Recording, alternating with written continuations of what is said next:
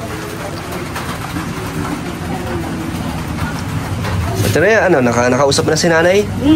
Oh, kamusta? Anong mga nalaman mo na-interview mo na kay nanay? Ano lang, baka si nanay kasi napakamahiyain. Ba't ka nahiya, nay? Kilala mo po ang Team Kalingap? Kilala mo po? Sila Kuya Val? Nanonood ka naman? Hindi masyado. Hindi masyado. Nahiya si nanay. So, okay lang naman, nay, na mag-vlog tayo. Yung mga makakapanood po nito, okay lang? Yun ako. So, nay, bakit si Princess po ay nagtitinda na agad sa kanyang murang edad? Yun po ang gusto niya, sir, ay... Gawa ng kahirapan din. Opo, gawa ng kahirapan po. So, kayo, nay, ay nandito para bantayan si Bunso. At dito mag-asikaso. Pag may nay, mga pagkakataon na meron kayong pagkakakitaan, yun? Dito, kahit dito na sa bahay niyo po. May mga ginagawa po kayo dito? Ay, wala po, sir. At yung anak ko po ay binabantayan ko po sa school. Hinahatid ko po. So, yung oras mo na nandun talaga. Sa pag-aasikaso na, ikaw din. Sa mga pagkain, nila Princess. So, nay, meron kasi si Princess na banggit na parang hindi siya makakapag-college yata o hindi pa siya sigurado. Bakit, nay? Kung kayo po ang tatanungin, gusto niyo po ba makapagpatuloy sa pag-aaral si Princess at makapagtapos? Kaso, ano po ang mga humahad lang para mangyari yun? Ay, ay gawa po sa kahirapan po. Ang hirap po ng pera ngayon. Talagang yung pamasahe pa lang niya, di ba? Sa araw-araw. Tapos pa na yung mga uniform. Tapos tuition fee, no? Kasi magkano tuition sa ganyan? May ka na? Nag-inquire ka na ba, Princess? Hindi ba? Sang school mo naman balak? Hindi ko pa rin po. Hindi ko pa alam. Kasi ang alam ko dyan sa sa Mabini. Kasi sa State College, doon yata yung may scholarship, di ba? Pag nag-exam ka. Kaso wala yatang criminology doon. Wala po. Wala, no? So yung first niya talaga may tuition. Kaya mabigat din, no? Ay, hindi. Yung kay Danny ka magkano? Parang Sa 11,000 per sem. So, mabigat na eh. Talagang mahirap doon. Pero ikaw, Princess, pagsisikapan mo, kung kaya mo magtrabaho at nag-aaral, gagawin mo. Actually, ngayon yung ginagawa niyo na eh. Nagtatrabaho na nga siya pag walang pasok. Buti ang pasok mo 5 araw lang, Princess. At pagkatapos doon, di ba, madaling araw sabi mo ng Friday. Sir, nag-uulan. May pasok kayo, bro. As Papa Joms. Nay, gusto na sabihin sa inyo na may sasagutan sa pag-aaral ni Princess. Ito po. Okay na po. Ang ilang taon pa po ba ang kailangan? Magka-college pa lang. So, 4 na taon? Gusto mag-criminology. Criminology? Grabe, no? Grabe yun. Joke lang. Joke lang po. Baka hanapin niyo. Pinapatawa lang natin sila, Princess. So, ano oras ka pala? Umuwi galing school? Ano po? 3 po. 3 p.m. So, ano oras ka pupunta doon sa diet, sa palengke? Na-diretso na rin po kasi kami. Pagka uwi, diretso ka na doon? Nabihis lang po na-diretso. Anong ginagawa mo doon? Siyempre, maaga pa naman. Naglilinis ako ng gulay po. Busy ka rin doon pag nandun. Pwede ka namin mabisita doon sa susunod? Pwede ba? Okay lang na makita yung ginagawa mo, yung pwesto nyo. Ano ba itsura ng pwesto nyo doon? Parang lang din, bangketa or may talagang pwesto kayo? May pwesto po, parang ganito po siya. Parang may kwarto din naman. Sige, sa susunod ay bibisita kami doon. So, nandun ka ng Friday ng madaling araw hanggang linggo ng Gabi po. gabi ka na umuwi dito. Tapos, kinabukasan, papasok ka na. Opo. Napakasipag naman ni Princess. Pero napapagod ka rin ba sa ganyang sistema ng buhay mo? Opo. Ano nararamdaman mo pag nakakaramdam ka niya, anong naiisip mo? Hindi ka naman susuko, hindi mo naman naisip yun? Hindi po. Hindi? Ano iniisip mo para mas ganahan ka at anong inspirasyon mo? Gusto ko lang po kasi umangat baga po. Gusto mo makaahon? Sino mama mo, inspirasyon mo? Oo. Gusto mo silang makitang guminhawa ang buhay nyo? Pag napapagod ka, iniisip mo lang na yung mga magulang mo. Ikaw, Nay. Anong nararamdaman mo para kay Princess na napakasipag at kayo ang inaalala niya? Proud po ako sa kanya. Proud po ako sa kanya. Siya po ay masipag pong bata. Kahit sa sa pinagdadaanan ng buhay niyo, talagang gumagawa siya ng paraan, Nay. Anong masasabi mo, Princess, Nay, sa kanya bilang nanay? Anong pong message niyo para sa kanya? Si Princess po ay mabait po yung bata. Masipag po yan. Masunurin din. Masunurin din po. Sige nga, Nay, ano ang message mo para mas lalong maging matibay at ganahan si Princess?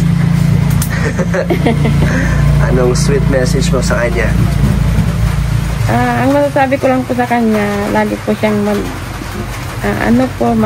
mag-ingat palagi para Nandito lang kayo, Nay, para sa supportahan siya. Nandito lang kami para sa kanya. Yun lang po. Wow. Salamat po. So, naririnig mo ba yan kay mama mo? Sinasabi niya sa'yo na proud siya sa'yo? Opo. Anong naramdaman mo pag galing mismo sa nanay mo na proud siya sa'yo? Nakakalakas po ng loob. Talaga? So, si papa mo, ganun din naman sa'yo? Ano din sila sa'yo? Proud din? Opo. So para ka na rin tumayong panganay din, no? Kasi tumutulong ka sa gastusin dito.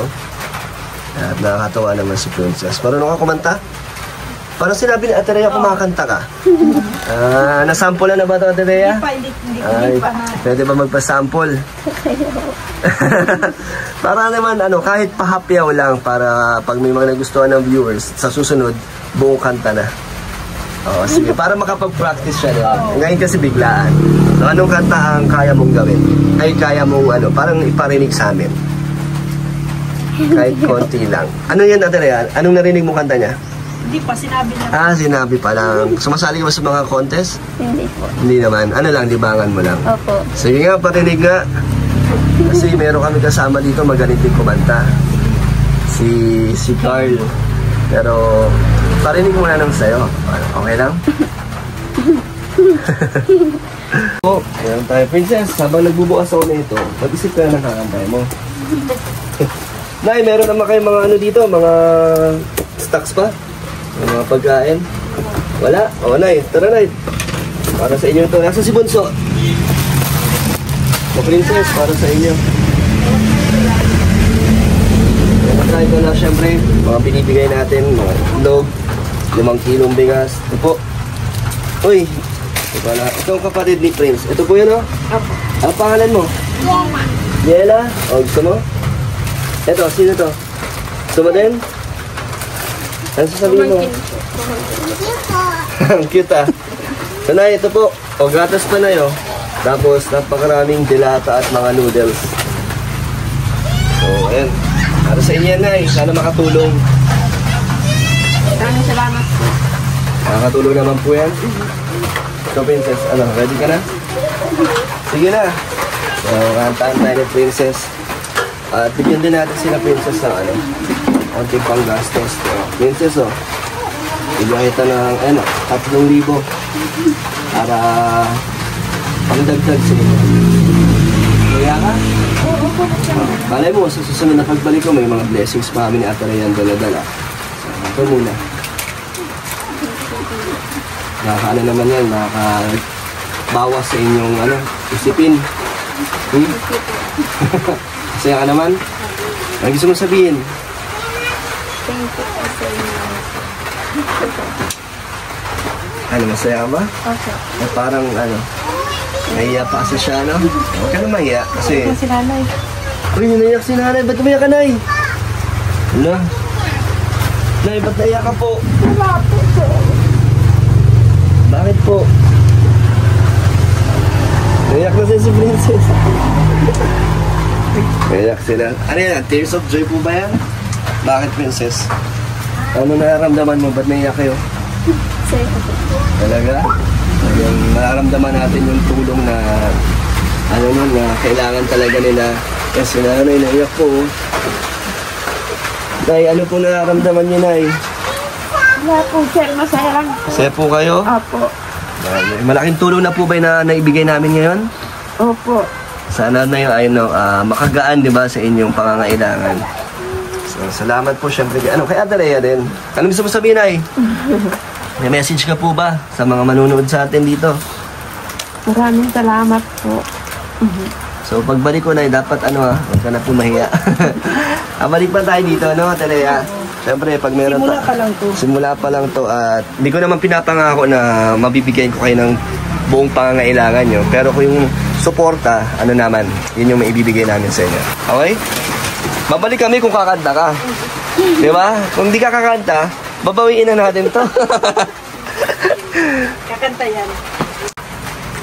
Maraming salamat po sa binigay niyo pong grocery at saka sa tattoo dito po. Maraming salamat po. Malaking tulong na po ito sa amin. Yan. Siyempre, ramdam ko din, Ate Rhea, na mabait naman si Princess. Nahihiya lang. Pero madaldal ka ba?